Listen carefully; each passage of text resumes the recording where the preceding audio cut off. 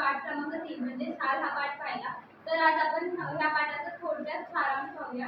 या पाठाचे लेखक रा. ग. जाधव आहे. पहिला प्रसंग आहे सुनीताबाई व त्यांनी लिहिलेली शाल. तर लेखक काही निमित्ताने पु ल देशपांडे यांच्या घरी गेले होते. ते निघण्याच्या बेतातच होते तेवढ्या सुनीताबाई म्हणजे पु ल देशपांडे यांच्या पत्नींनी लेखकांना विचारले की तुम्हाला शाल दिली तर चालेल का. लेखक एका पायावर हो म्हटले, कारण की त्यांना खूप मोठा गौरव वाटला की एका नामांकित लेखकांकडून त्यांना शाल मिळाला. दुसरा प्रसंग आहे बाई नाशिक बंदरमध्ये. पुढे विष्णुपुरुषाचे अध्यक्ष म्हणून बाईला गेले. त्यांची राहायची सोय प्राथमिक पाठशाळेत झाली होती व त्यांच्या खोलीच्या खिडकीतून त्यांनी एका बाईला मासे पकडताना पाहिले व त्या बाईचे बाळ थंडीमुळे कुरकुरत एका टोपलीमध्ये होते. तर ते लेखकांनी पाहिले व लेखकांना दया आली व लेखकांनी त्या बाईला आवाज दिला आणि त्यांच्या सुटकेसमध्ये मुलकीत शाल व 5 रुपये त्या बाईला दिले आणि म्हणाले त्या बाळाला आधी हुंडा नंतर मासेमारी करू. पुढचा प्रसंग आहे तो म्हणजे नारायण सुर्वे.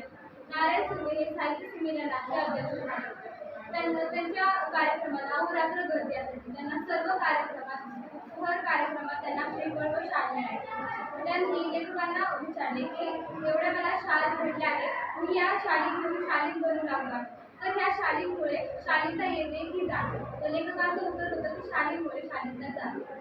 चौथा प्रसंग आहे लेखक साहित्य संमेलनाचे अध्यक्ष. पुढे लेखक साहित्य संमेलनाचे अध्यक्ष झाले व त्या वर्षात त्यांना खूप शाली भेटल्या. तर त्यांच्या डोक्यात विचार आला की हे शाली कुठे ठेवायच्या. त्यांनी त्यांच्या 8 पैशाची पुडीमध्ये त्या सर्व शाली ठेवल्या होत्या. मग त्यांना असा विचार आला की ह्या शाली कोणाला द्यावा. तर त्यांनी त्यांच्या निकटवर्ती मित्राला बोलवले व त्या सगळ्या शाली त्यांच्या निकटवर्ती मित्राला दिले पण त्यांचा निकटवर्ती मित्र पण फार अति प्रामाणिक होता. त्यांनी त्या शाली वापरल्या नाही, गरीब श्रमिकांना दिल्या. पुढचा प्रसंग म्हणजे ओंकारेश्वर मंदिराचा प्रसंग. लेखक शनिवार पेठेतील ओंकारेश्वर मंदिराला दर सायंकाळी फेरफटका बांधायला जातात.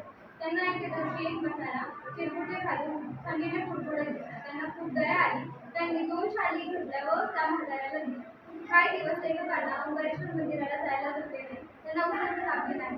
त्यानंतर 5-6 दिवसानंतर जेव्हा ते त्या मंदिराकडे गेले तेव्हा 4-5 दिवसानंतर जेव्हा लेखक त्या ओंकारेश्वर मंदिराकडे गेले तेव्हा त्यांना तिथे तो म्हातारा दिसला नाही. ते थोडे पुढे गेले. त्यांना फुलावर तोच म्हातारा, तेच चिरमुटे व तेच थंडीने कुडकुडणे दिसले. त्यांनी त्या म्हाताऱ्याला विचारलं की मी बाबा तुम्ही मला ओळखले का. त्या म्हाताऱ्याने नकारार्थी मान दिली. लेखकांनी बोलले की मी तुम्हाला शाल दिली होती, आठवलं का आता. तर तो म्हातारा बोलला की हो तुमचं खूप धन्य आहे. मी भिकाऱ्याला शाल सोडणार नाही, पण त्या पोटाच्या शालीच्या उभेपेक्षा पोटाची आग खूप मोठी असते. त्यामुळे मी त्या शाली इकल्या व 2 दिवस पोटभर जेवलो.